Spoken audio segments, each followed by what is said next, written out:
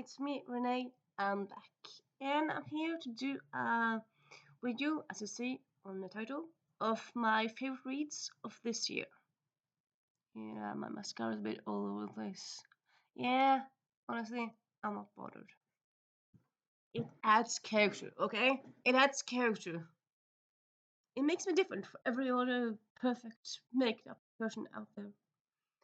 Yeah. So I'm just gonna go through the books that I read this year that I love.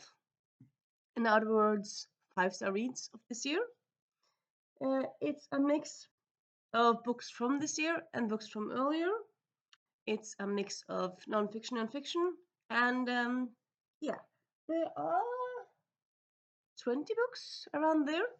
So yeah, I would say I've had a pretty good reading year, really. And also, there are some books that will not be in this video because I got them from the library. So yeah, they will not be in this video because of that recently. So first we have Pages and Co. The Last Book Wanderer by Anna James. So this is the last book in this middle grade series. It's a series of Tilly and her family, and turns out in the first book that she can travel into books. Like she can read a book and then she goes into the book, like literally she goes into a story. It's just so fun. And it's not just her; other people can do it still, and you have villains. I mean, honestly, the last, because I would say in a way you could read this as two series because the first three books have just Tilly as main character, and the last three books have some more main characters, and it's not just Tilly focused. So it's in a way it's two series in one. I would say also like I would say maybe read all the books because they give you the most money for your bucks if you read all the books. And yeah, this book I just love this book. I mean, I love the whole series, but I also love this book. It was a great ending to the series. So twisty, so fun, and quite sad that the book series is finished now, but I can always reread. Then we have Babel by Gaston Doran. This is Around the World in 20 Languages, so a non-fiction book. I actually started back in 2022, 21 maybe, a while ago. Then I ended up finishing it this year. And yeah, I quite enjoyed it. So it talks about the 20 biggest languages across the world. So his other book was about languages in Europe, but this is across the world. So you go into the usual suspects: English, French, Spanish, but you also go into Arabic, you go into, and I'm looking out, you go into German. Let me just double check. There's Punjabi, Japanese, Swahili, Turkish, Tamil, and then it kind of uses it starts with the language that has the most speakers. So the first chapter is Vietnamese, which is 85 million. Oh wait, maybe you don't. Oh no, you don't. Okay, sorry. Just get what I said. You do. It's not a sequence in that way. But yeah, this was quite interesting. You kind of learn about how the languages are structured, or what how they got the place in the world that they have today. And yeah, I would say as most nonfiction books, I would say not every chapter is as interesting, but as a whole, this book I definitely recommend it to other linguists, other language idiots like me. So yeah, check this one out. Then we have The Mammoth Book of Losers by Carl Shaw. Over 2,000 years of epic failure and underachievement. So this, I suppose it's kind of like my second in a way in my kind of new under genre, under genre journey, because I've been reading much more non-fiction these last 5-6 years. But I've also been finding some very good non-fiction about like different topics. Like, this is not just about one topic; it's about lots of different topics. But the main topic is failure. So I also last year, 2 years ago, I read the Epic Book of Failure, which is also it's much more thinner, but it's also like, my God, you're just so baffled. You just can't think, this has to be fiction. This has to be fiction. But no, it is non-fiction. All the stuff happened, and it's just so baffling. You just can't think about, whoa, the world is so strange. I mean, sometimes real life is stranger than fiction. And I would say this is a book that you can pick up if A, you want to be entertained, or B, you're having a bad day, because reading this will make you think, okay, it could be so much worse. And it will also make you understand that nonfiction is not all dry and boring. Sometimes nonfiction is very funny and baffling. So yeah, highly recommend this book. I'm going to give you a little look into like what it's about. So some things in this book. Most people were lost while searching for a lost expedition. Briefest career in dentistry. Most inept executioner. Least intimidation declaration of war. Worst poetic tribute of a root vegetable. I mean, the world. It's just a crazy place, really. It's just so crazy. And then we have Soul of Stars by Ashley Poston. So this is her second book in this duology, second and last. It is an Anastasia Romanoff retelling set in space. I love the first book. I have them both. I love the first book. Been meaning to pick up this book for a while.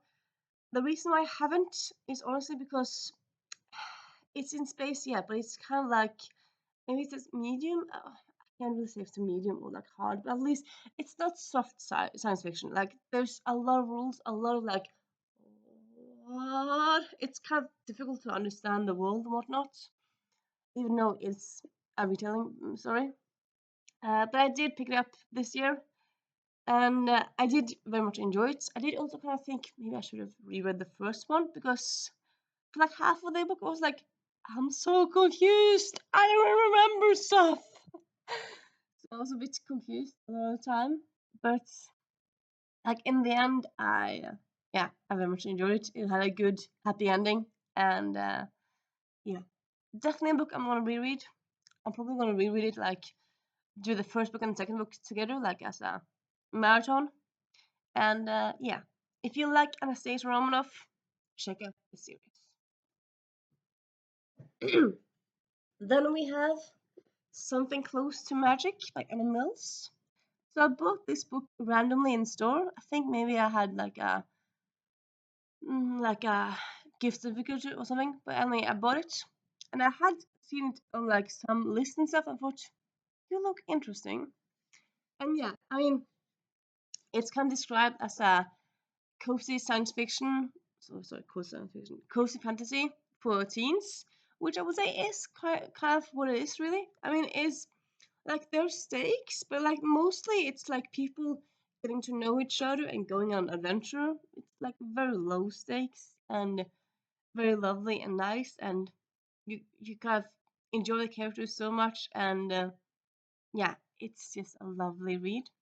It is, as far as I know, it's a standalone, but I do kind of feel like this could be the first like companion series and whatnot, because I feel like this universe could be expanded, could be explored more. But then again, it's not like you have to. Like, it ends in a good way. It's not like you have a ton of questions. You could just sit for yourself and just imagine stuff. You don't have to have another book, but you kind of want more, because this book is so lovely and beautiful, and yeah. Then we have The Dragon Blood Ring by Amparo Ortiz, the second book in this duology. This is set in a world like ours, but in this world, they have dragons. There's a dragons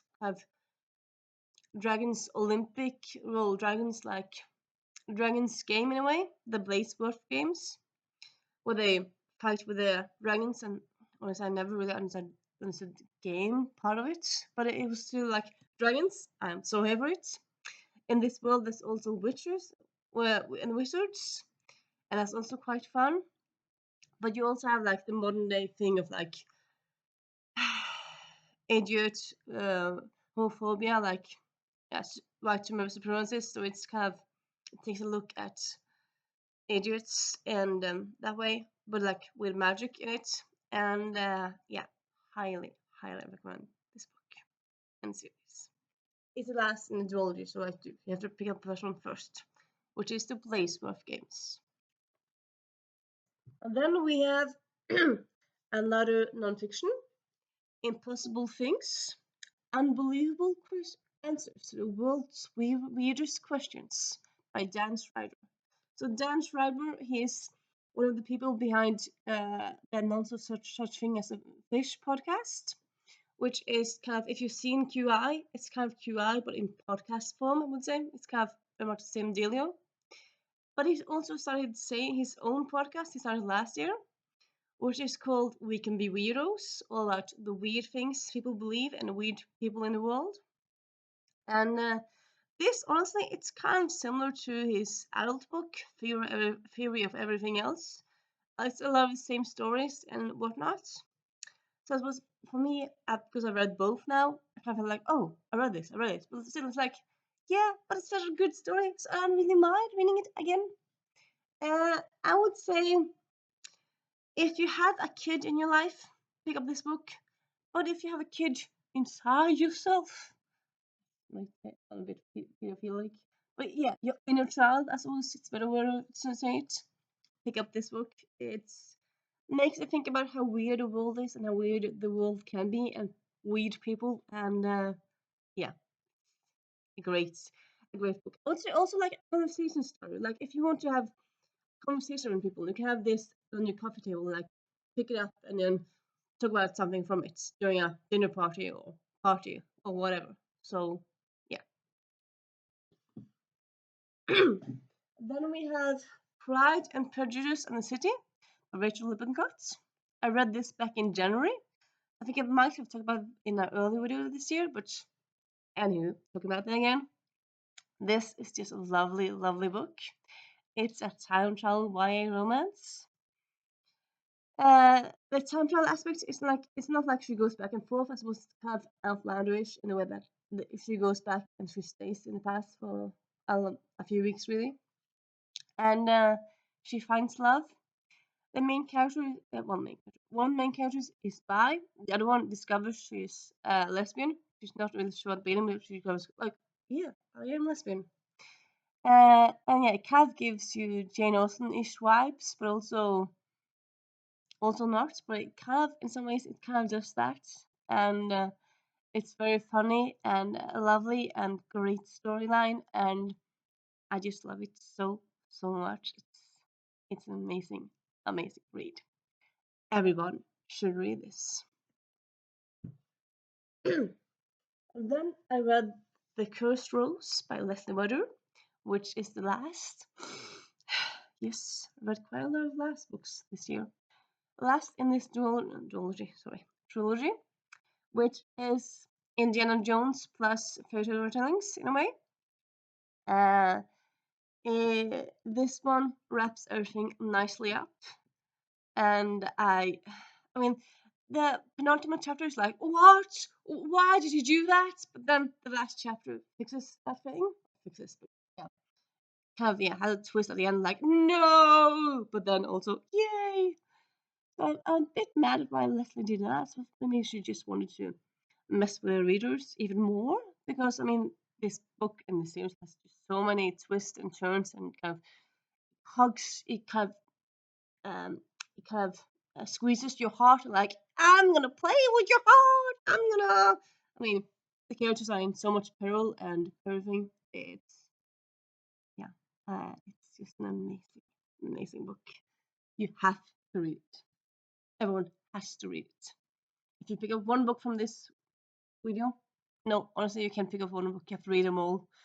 Like this, honestly, you just title this like books you have to buy the rest of the year and read also, or like go to a library, because you have to read all of these books.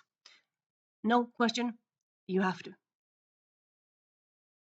Yes. And then we're moving on to Epic Crush of Ginny Lowe by FC Wee. I have had this for some years now, but I just read it this year, as happens. So this is something as different or unique as a YA Chinese mythology retelling, which I feel like mythology retellings are often middle grade. This is YA. If it's YA, I feel like it's very often like, oh, I'm like half Greek, but like falling in love with a Roman or whatnot. Like it's more love in it. Here there is love, but it's more like saving the world, but also love. But like so the love aspect is the B plot, which I enjoyed. And honestly, this story in general is just one of those books, like top notch books. I loved everything about it. It's just amazing. It's just an amazing read. And also it makes me a bit sad because I'm quite pretty sure this is the first in a duology, so there's just one more book. It's like, what? I want so much more. I want so much more. But then again, I mean, I can't see like how things are wrapped up in a way that I feel like you could have one more book. But like, I want more. But yeah. Then we have Curves for Days by Laura Moher.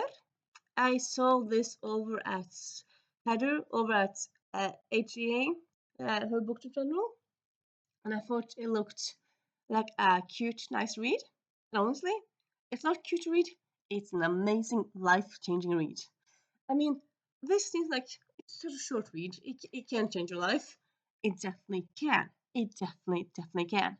It gives you all the feels, all the emotional support, all the great characters. It's honestly, this is another book where honestly, it's not one of my favorite reads of this year. It's one of my favorite reads ever of all time. Yes, it is that good. It's an amazing read. It's a love story, but it's also a coming of age story in a way, a finding yourself story, and yeah, love it so much. And then we have The Bookish Life of Nina Hill by Abby Waxman. I mean, need I say more? This has been all over BookTube and BookNet for years now. I read it this year, and everyone is so right. It's an amazing read. Nina Hill is my bookish alter ego. She loves books, but she loves pop culture. She loves quizzes, everything I love. She doesn't like travel, which is like, why? Because I love travel. But other than that, she and me were so similar, and yeah, just an amazing book. Abby Waxman's other books are not that great in the same line as this one, but yeah, this one must read. And then we have Role Playing by Kathy Yarley. This is a love story between two nerds in their later part in life. One of them is a 50-year-old, the other one is a 49-year-old. And it's just kind of lovely to see people late in life also get love stories in books. I mean, people fall in love in all times in their life, so why not write about it? And yeah, they're both gamers. They both live in a small town, which they're not enjoying, but that's kind of how it is and whatnot. And yeah, I mean, there is some homophobia in it or biphobia, and there's demisexual phobia. But like other than that, those kind of trigger warnings, it's an amazing read. Then we have a first in a series. As I said, I love these other books. Last or standalones. This is the first. City of Spies by James Ponti. I found this randomly while watching someone's Bookstagram. They like in April or something. I thought, huh, a spy book. Yes, definitely for me. Ordered it, found it used, and like, yes, this looks so cool. And it's an amazing read. It's so fast paced. The world is so cool, and the characters, it's just everything top notch. only honestly one thing that I'm kind of thinking about with this book. So the thing is that the main characters are teens, or like 12, 13-year-olds who are just spies because of reasons. And because they're spies, they have to have undercover names. So instead of uh, like having like names like in Men in Black where they have like J and A, like letter, here they use the city where they're from. So like if you're from Paris, you're called Paris. If you're from London, you're called London, etc., etc. The main character, at least the main character in this book, is from New York. Yet she goes by Brooklyn. I mean, shouldn't you go by New York? Because I mean, Brooklyn is in New York, yeah, but like the other characters are called Sydney and London, Edinburgh, Sao Paulo, etc., etc. Yet she's called Brooklyn. The, does the author not know how cities work? Or maybe I don't know cities work. Maybe Brooklyn is a city because it is like mentioned stated like she's from New York, Brooklyn. I maybe maybe there's a Brooklyn in New York County, but like it's stated that she's from the city, New York, which has an area in it called Brooklyn. But Brooklyn is not a city. What? I don't know. Could you answer me, someone? If someone of you guys are from New York or like from America, could you answer the dealio here? Oh, James Ponty, if you see this, I don't know, maybe you see this. Could you answer me? I need answer, please. So then we have the secrets, so the Sorcerer's Secrets by Scott Meebers. This is another last book, the last in the Gods of Manhattan series. It's a middle grade series all about historical people who become gods in New York. And yeah, there's all sorts of drama and arguing and fighting for the world and whatnot, and family drama. And yeah, this book lived up to the hype of the first books. And honestly, I would say this is one of the series where all the books. Now it's been a little while since I read the second book, but yeah, honestly, I would say all the books are top notch. First book is not like interesting enough, good enough, but you want to keep on. No, they're all amazing reads. So if you want a trilogy, middle grade trilogy, check out this series because it's all out. Probably easy to find it used because it's been out for like 10 years now. When did this one last book came out? I feel like it came out a few years ago. 2011. So yeah, around 10 years ago. But yeah, it's probably out there. Maybe you can find it in a library. So yeah. And then we had another nonfiction, Losing It, Sex Education for the 21st Century by Sophia Smith-Gaylor. So Sophia Smith-Gaylor is both journalist but also influencer. How do you define influencer? Yeah, I would call her influencer. She makes videos on Instagram, TikTok, on YouTube, at least on Instagram and TikTok, where she talks about language, she talks about sexuality, lots of different topics really, but often often language. But here it's a non-fictional about sexual health and sexual education. It's kind of mostly rooted in England because that's where she's from, but she also studies and talks to people from all around the world, from Sweden, from Brazil, from all over. It goes into different sexualities. It goes into the teaching of like sexual sexual health. It's all around like the different things. And it is under 200 pages, but still it's just an amazing book that gave me some new insight really. And it's both a book that you will be baffled by, or you'll be taught some things, but also a funny book at times. You should use some of a personal anecdotes in it. And yeah, highly recommend this book. And then we have The Fifth Gender by G.L. Carriger, which is Gail Carriger's synonym alias. This is a standalone book in It's her well, I think it's a science fiction debut, maybe. Anyway, it is a science fiction story. It's about um, one gay alien and one a gay human who lives in space. They find love, but there's also a mystery in it, and it's just an amazing, amazing book. Again, it's a short one. It is 206 pages. So if you want a quick science fiction story that will change your life, pick up this one. And then we have Cemetery Boys by Aidan Thomas. So I read this early this year. I did start it last year. And I started on audio, and then I got distracted, and then I picked it up this year because I did a bud read of it. And honestly, it's amazing, amazing book. I love it so much. All the characters, for me, some people said that they read this and I feel like that mystery was predictable. For me, it wasn't. I love the mystery. I love the characters. I love the plotline. Everything about it, it's amazing. It's just an amazing, amazing read, and I love it so, so much. Highly recommend it. And last but not least, we have Anna Maria and the Fox by Leon de la Rosa. This is a historical romance set in London in the 1880s, where one of the main characters is from Mexico.